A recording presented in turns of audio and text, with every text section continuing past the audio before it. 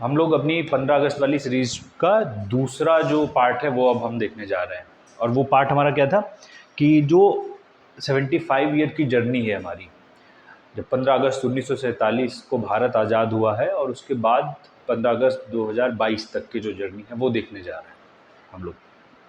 अच्छा, ये जर्नी जो है इसमें हमें हमारे बहुत सारी चीज़ें क्लियर होती हैं। ये बहुत इंपॉर्टेंट पार्ट है, एग्ज़ाम पॉइंट ऑफ व्यू से तो बहुत इंपॉर्टेंट पार्ट है ये पूरी जर्नी समझना हमारी। और अच्छा, इसको कई तरीके से हम पढ़ सकते हैं, देख सकते हैं कि या तो आप डिकेड बाय डिकेड देख लो, हर दशक के बारे में समझते चले जाओ कि क्या क्या हुआ।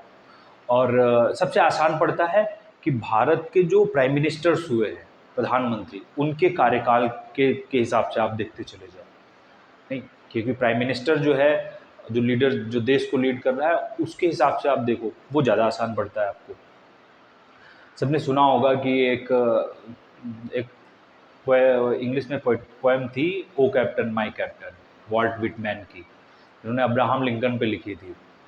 तो उन्होंने बताया कि कैसे जो एक लीडर है देश का, वो एक कैप्टन के जैसे काम करता है। उसके विचारों से और उसकी आइडियोलॉजी से देश आगे कैसे बढ़ता है। तो हम लोग क्या करते हैं, उसी तरीके से देखते हैं कि भारत के प्राइम मिनिस्टर्स के हिसाब से कि क्या भारत की प्रोग्रेस रही है। तो शुरू करते हैं शुरुआत। और सबसे पहले पहले तो एक चीज़ हम लोग देखते हैं कि जब 1947 में, 1950 47 या जब संविधान लागू हुआ है 26 जनवरी 1950 पे, तब भारत की स्थिति क्या थी और अब भारत क्या है। इससे हमें पता चलेगा कि ये 75 साल की यात्रा इंपॉर्टेंट क्यों है। सबसे इम्पॉर्टेंट देखो, भारत जब आज़ाद हुआ था तब भारत की पॉपुलेशन जो थी वो 36 करोड़ थी, 36 करोड़। 1951 की जो सेंसस जनगणना हुई थी। अब भारत 140 करोड़ के ऊपर पहुंच चुका है। और सबको पता ही है, मैंने लास्ट वीडियो में बताया भी था कि नेक्स्ट ईयर 2023 में भारत चाइना को भी क्रॉस करके दुनिया का मोस्ट पॉपुलेटेड कंट्री बनने वाला है। तो पॉपुलेशन कितनी बड़ी है भारत की। दूसरा, ये पॉपुलेशन डेंसिटी है, पर स्क्वायर किलोमीटर कितने लोग रहते थे, वो तो पॉपुलेशन से सीधे जुड़ी हुई है। 117 लोग पर स्क्वायर किलोमीटर रहते थे, अब वो 431 हो चुका है, 4 गुने के आसपास लगभग बढ़ी है। पर कैपिटा इनकम, प्रति व्यक्ति आय बहुत कम थी उस टाइम पे, सालाना 11,000 11,500 थी, अब वो 1.5 लाख के आसपास है। ठीक है, पर कैपिटा इनकम। तो ये प्रोग्रेस की है भारत ने। ये देखो, अच्छा, जो सोशल इंडिकेटर थे, सामाजिक और जो स्वास्थ्य से जुड़े हुए थे, उसमें तो भारत की बहुत बुरी हालत थी। भारत में जो लाइफ एक्सपेक्टेंसी थी, प्रति जो औसत आयु होती है, उस टाइम सिर्फ 32 साल थी औसत आयु। अब वो बढ़कर लगभग 70 साल हो चुकी है औसत आयु। ऐसी शिक्षा भारत में देखो 18% थी, 18%, अब वो 77, लगभग 80% के आसपास है। अब 2022 में जो 21 वाली जनगणना 22 में होनी है, तब पता चलेगा एग्जैक्ट क्या है। 80% के आसपास तब भी भारत की शिक्षा है। जीडीपी में बहुत भारत ने प्रोग्रेस की है। उस टाइम भारत में 2.7 लाख करोड़ थी, अब 135 लाख करोड़, दुनिया की 5वीं सबसे बड़ी अर्थव्यवस्था भारत बन चुका है। खाद्यान्न संकट बहुत बड़ा था जब भारत आज़ाद हुआ था, भारत के पास अपने खाने के लिए राशन तक नहीं था, पेट भरने के लिए। अब भारत भारत जो है फूड ग्रेन का नेट एक्सपोर्टर है, भारत निर्यात करता है फूड ग्रेन। तो कई मामलों में तो भारत ने बहुत अच्छी प्रोग्रेस की है, कई में गड़बड़ हुआ। ठीक है, तो हम लोग देखते हैं ये 75 साल की पूरी जर्नी। और शुरुआत होती है हमारी जो पहले प्रधानमंत्री थे, first prime minister Jawaharlal Nehru के टाइम से। पता है सबको ये चीज़ कि भारत आज़ाद होने से पहले 1946 में भारत में एक अंतरिम सरकार बना दी गई थी, अंतरिम गवर्नमेंट। अंतरिम सरकार मतलब जब मेन अभी चुनाव नहीं हुआ है, जिस सरकार को पावर ट्रांसफ़र होना था अंग्रेज़ों से, उसको सरकार पावर मिली थी, उसके प्रधानमंत्री भी जवाहरलाल नेहरू थे। ठीक है, और 15 अगस्त 1947 को आज़ादी मिलते ही प्रॉब्लम शुरू हो गई, समस्याओं की शुरुआत हो गई। और सबसे पहली समस्या जो भारत को आज़ादी के साथ ही मिली, और वो थी कश्मीर वाली समस्या। ठीक है, जैसे ही भारत आज़ाद हुआ, पता है 14 अगस्त को पाकिस्तान को पावर ट्रांसफ़र की गई, 15 अगस्त को भारत में की गई। 1947 में ही कश्मीर मुद्दे को लेकर भारत और पाकिस्तान की लड़ाई हुई। पाकिस्तान ने पहले अपने सैनिक जो ट्राइबल उसमें थे, अपनी सेना की ड्रेस में नहीं आते थे, ट्राइबल बेस में कश्मीर में आ गए। अच्छा, कश्मीर के जो राजा थे हरी सिंह, वो थोड़ा दुविधा में थे, वो किधर जाएं, भारत या पाकिस्तान, या अपने को स्वतंत्र रखें, इंडिपेंडेंट देश एक बनाएं। और इसी सिचुएशन में, कंफ्यूजन की सिचुएशन में पाकिस्तान पहले आ गया। जब बाद में उन्होंने भारत में विलय पत्र पे साइन किया कि भाई अब तो चला जाएगा कश्मीर पूरा, तो उन्होंने विलय पत्र पे साइन कर दिया, इंस्ट्रूमेंट ऑफ एक्सेशन पे, 1947 में, 26 अक्टूबर 1947। जब ऐसा हुआ तब भारत ने अपनी सेना भेजी और भाई उनको पीछे खदेड़ा गया, लेकिन कहाँ तक खदेड़ते। सीज फायर हो गया और उधर वाला कश्मीर वो पीओके कहलाया जो उनके कब्जे में है, और इधर वाला अपना कश्मीर ना। तो पहली समस्या तो शुरुआत से शुरू हो गई, और उसके तुरंत बाद पाकिस्तान ने अटैक कर दिया, 47-48 की लड़ाई, पहली लड़ाई। तो ये शुरुआती चुनौती थी भारत के सामने इंटीग्रेशन को लेकर।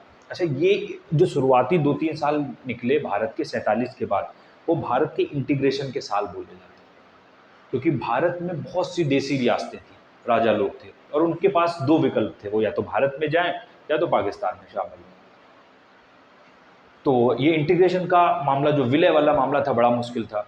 सरदार पटेल जो गृह मंत्री थे, उप प्रधानमंत्री भी थे, उनकी जिम्मेदारी थी ये, उनके जिम्मे ये काम था। तो बड़ी मुश्किल से भारत में 550 से ज़्यादा देसी रियासतों को भारत में मिलाया गया, ठीक है। और उनमें से 2-3 में जहाँ पे दिक्कत आई थी, एक तो कश्मीर वाला हो गया, दूसरा जूनागढ़ गुजरात में रियासत, वहाँ पे भी दिक्कत आई। तो जूनागढ़ में तो खैर वोटिंग करा ली गई, ज़्यादातर आबादी जो थी वो हिंदू आबादी थी, और इसलिए वहाँ पर प्लेबिसाइड, रेफरेंडम जिसको बोलते हैं, जनमत संग्रह किया, वोटिंग कराई गई, तो लोगों ने कहा कि भारत में आएंगे तो भारत में मिला दिया गया। ऐसे हैदराबाद था साउथ में, हैदराबाद के निज़ाम ने भी कहा कि भाई पाकिस्तान जाएंगे, तो वहाँ पे तो भाई कॉन्फ्लिक्ट हुआ, लड़ाई भी हुई, भारत की सेना लगाई गई, ऑपरेशन पोलो चलाया गया और हैदराबाद को मिला दिया गया। तो ये इंटीग्रेशन वाला मामला जो था ये बड़ा पेचीदा था, 2-3 साल तो ये चला इंटीग्रेशन का मामला। अच्छा, फिर भारत के उसी टाइम भारत में धीरे धीरे नींव रखी जा रही थी, हमें कैसा देश बनाना है, और सबसे बड़ा काम जो हो रहा था वो भारत का संविधान बन रहा था। 47 के टाइम से ही संविधान बनना शुरू हुआ, और वो संविधान भारत को एक स्ट्रक्चर देने वाला था, ढांचा, कि भारत कैसा देश बनेगा। और भारत ने एक बहुत बड़ा निर्णय लिया। निर्णय क्या था कि भारत को हम एक लोकतांत्रिक देश बनाएंगे, डेमोक्रेटिक कंट्री। भारत में जो सरकारें हैं वो लोग चुनेंगे, और साथ साथ में चुनने की का जो अधिकार है वो भारत के सभी नागरिकों को, जिसको वयस्क मताधिकार बोला जाता है, यूनिवर्सल एडल्ट फ्रेंचाइज। भारत में जो भी वयस्क है वो वोट देने का हकदार होगा, वो अपनी सरकारें चुनेंगे। ये ऐसा निर्णय था जिसके बारे में बोला जाता है कि विदेशी मीडिया ने बोल दिया कि भारत के टुकड़े तय हैं, लेकिन भारत ने वो सफल प्रयोग किया धीरे धीरे। भारत में जब पहला चुनाव कराया गया 1951-52 में, पहला आम चुनाव सफलतापूर्वक कराया गया, और भारत में लोकतंत्र की शुरुआत हुई। जब वहीं पर पाकिस्तान ने भी लोकतंत्र चुना, लेकिन पाकिस्तान का लोकतंत्र तुरंत गड़बड़ हो गया। पाकिस्तान में अभी तक 3 बार तख्ता पलट को हो चुका है, सेना ने सिविल गवर्नमेंट को उखाड़ फेंका, तख्ता पलट, डिक्टेटरशिप हो गई, ठीक है। लेकिन भारत का यह सफल प्रयोग रहा। ये अगला और बहुत इंपॉर्टेंट चीज़ भारत के बारे में, और वो है भारत, जब भारत आज़ाद हुआ तो भारत ने एक नया मॉडल चुना, और वो मॉडल जो था विकास का, वो रूस से प्रभावित था, जिसको हम लोग केंद्रीकृत प्लानिंग बोलते हैं, सेंट्रलाइज्ड प्लानिंग का सिस्टम शुरू किया, योजना आयोग बनाया गया एक, और पंचवर्षीय योजनाओं की शुरुआत की गई कि भारत में ऊपर से निर्णय लिया जाएगा कि भारत में 5 साल तक किस एरिया पर फोकस किया जाएगा, और ऐसे पंचवर्षीय योजनाओं की शुरुआत हुई रूस के प्रभाव से भारत में। इसको सोशलिस्ट इकोनॉमी भी बोलते हैं, समाजवादी अर्थव्यवस्था, या इसको नेहरूवियन सोशलिस्ट भी बोलते हैं, नेहरू का समाजवाद। क्योंकि इसमें था क्या कि जो ज़्यादातर उद्योग थे, और खासकर भारी उद्योग, जो हैवी इंडस्ट्रीज थी, वो सरकार के कंट्रोल में आएगी, कि सरकार भागीदारी करेगी और सरकार उनको चलाएगी। प्राइवेट पार्टनरशिप बहुत लिमिटेड अलाउड थी। बाकी के उद्योगों में छोटे कुटीर उद्योग, हथकरघा उद्योग जिनको बोलते हैं ना, कॉटेज इंडस्ट्रीज, वो अलाउड थे। अच्छा, इसका बड़ा आज के टाइम पे इसको बोला जाता है कि ये पता नहीं निर्णय सही था या गलत था, कि अगर आप खुली अर्थव्यवस्था बाजार के आधार पर मांग और पूर्ति के सिद्धांत पर चलाते, जैसे वेस्ट में, पश्चिमी देशों में चलती थी, तो शायद भारत ज़्यादा जल्दी आगे बढ़ता। लेकिन वो एक वहाँ पर निर्णय था। अभी हम देख सकते हैं आसान, क्योंकि उस टाइम भारत पूंजीवादी देशों के चंगुल से निकला था, आज़ाद हुआ था ना, तो भारत को लगा कि ये पूंजीवादी व्यवस्था ये गड़बड़ है, इसमें एक तो असमानता बहुत होती है, इनइक्वलिटी, कुछ अमीर बन जाएंगे कुछ गरीब हो जाएंगे। तो भारत ने एक प्लान्ड इकोनॉमी का, सोशलिस्ट इकोनॉमी का ढांचा अपनाया नेहरू के समय में, ठीक है। तो ये बहुत बड़ा डिसीजन था एक, जो काफ़ी टाइम तक चलता रहा, जब तक नरेंद्र मोदी प्रधानमंत्री भारत के बने, उन्होंने इस योजना आयोग को खत्म करके नीति आयोग बना दिया 2015 में, ठीक। तो ये था। अगला बहुत बड़ा निर्णय देखो, जमींदारी खत्म करने में। अंग्रेजों की जो लैंड रेवेन्यू, भूमि विकास की नीतियां थी, जो हम लोग मॉडर्न हिस्ट्री में पढ़ते हैं कि कैसे परमानेंट सेटलमेंट, स्थायी बंदोबस्त शुरू किया गया लॉर्ड कॉर्नवालिस ने बंगाल में, फिर वो बढ़ता चला गया, उससे एक नई क्लास का जन्म हुआ था जिसको जमींदार बोलते थे। पूरी जमीन उनके कब्जे में, बाकी के भूमिहीन लोग। तो निर्णय लिया गया कि भाई जमींदारी को भी खत्म करना है। और ये भी बड़ा कन्फ्लिक्टिंग निर्णय था, क्योंकि भारत के संविधान में संपत्ति का अधिकार भी मौलिक अधिकार दिया गया था। एक तरफ आप संपत्ति का अधिकार दे रहे हो, दूसरी तरफ जमींदारों की संपत्ति छीन भी रहे हो कि जमींदारी खत्म करनी है। तो बहुत फेमस संविधान में पहला संशोधन किया गया, 9वीं अनुसूची बनाई गई और भारत में जमींदारी खत्म करने के कानून डाले गए, जमींदारी खत्म की गई, ठीक है। उसी टाइम देखो, भारत का एक ऐसा दौर चल रहा था जब नई नई संस्थाएं बनाई जा रही थी, और वो संस्थाएं बहुत इंपॉर्टेंट है। आज जो भारत दुनिया की 5वीं बड़ी अर्थव्यवस्था बन पाया, उनमें इन संस्थाओं का बहुत बड़ा योगदान। और ये संस्थाएं देख लो, ये institutes, IIT, IIMs, AIIMS, UGC, ठीक है। साथ में इसरो शुरू किया गया, एटॉमिक एनर्जी कमीशन, परमाणु ऊर्जा आयोग होमी जहांगीर भाभा के नेतृत्व में बनाया गया। उस टाइम जब भारत के पास खाने की बड़ी कमी थी, तब ये बड़ी बड़ी संस्थाएं बनाई जा रही थी, ठीक है, जिनका आधुनिक भारत में बहुत बड़ा योगदान है। ये IIT जो इंस्टीट्यूट है, आप देख लो, अभी भारत दुनिया में IT का लीडर है, IT इंडस्ट्री का, ठीक है। और उसमें ये इंडियन इंस्टीट्यूट ऑफ टेक्नोलॉजी का बहुत बड़ा योगदान है। तो ये संस्थाएं बनाई गई। अच्छा, भारत, ये चीज़ एक समझनी बहुत जरूरी जो वो है कि ये ऐसा टाइम था जब भारत के पास ऐसा नहीं था कि भारत बहुत बड़ी आर्थिक ताकत बना हो। जब अंग्रेज छोड़ के गए थे तो भारत के पास तो अपना खाद्यान्न भी नहीं था खाने भर के लिए, भारत बाहर से खरीद रहा था, सब कुछ आयात कर रहा था भारत। तो ऐसे समय में भारी उद्योग पर फोकस किया गया, कृषि पर फोकस किया गया, और पहली पंचवर्षीय योजना में बड़े बड़े डैम बनाए गए सिंचाई के लिए, भाखड़ा नागल बांध, हीराकुंड, ऐसे बांध बनाए गए। और ये बहुत इंपॉर्टेंट है, जवाहरलाल नेहरू ने भाखड़ा नागल को बोला कि ये टेम्पल्स ऑफ मॉडर्न इंडिया है, कि आधुनिक भारत के मंदिर ये हैं, क्योंकि जब ये उद्योग आगे बढ़ेंगे तब देश आगे बढ़ पाएगा, कृषि आगे बढ़ पाएगी। हाँ, तो ये एक सिस्टम चल रहा था उस टाइम पे, खेती पर फोकस किया गया उस पर। अच्छा, अगली चीज़ देखो, तो ये विकास हो रहा था उस टाइम पे भारत में, संस्थाएं बनाई जा रही थी बड़ी बड़ी। एक चीज़ फॉरेन पॉलिसी के एंगल से समझना बहुत ज़रूरी है, जो नेहरू का समय था, कि पाकिस्तान से तो कॉन्फ्लिक्ट शुरू हो गया, बनते ही लड़ाई शुरू हो गई, लेकिन भारत क्या था, ऐसी स्थिति में जब भारत की आर्थिक ताकत बड़ी कमज़ोर है, तो वो चीन के साथ में कोई विवाद नहीं चाहता था। और चीन के साथ विवाद ना चाहना, या इस पे आरोप भी लगाया जाता है कि जवाहरलाल नेहरू ने उसको बड़ी गंभीरता से नहीं लिया चीन को, और वो चीज़ गड़बड़ होती चली गई।